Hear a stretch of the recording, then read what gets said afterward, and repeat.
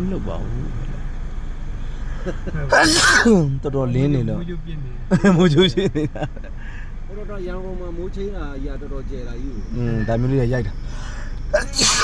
ကိုရရောက်တော့ရိုက်ခါလေးကြုံလုံးနေတာလေးကိုတော်တော်လင်းလာလို့ပဲ ညာဘက်ခွင့်ပါ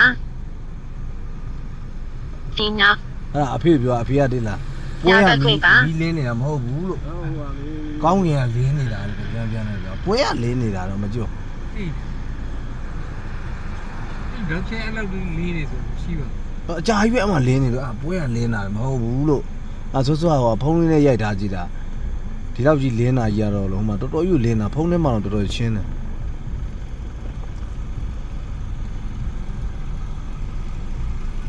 ကဲ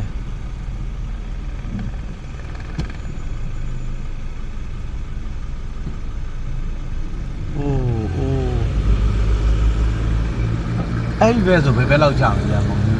ညာတော့ ဟောအဲ့ဆိုမြောက်တကုံပဲကြာနော်ဟုတ်ပြီ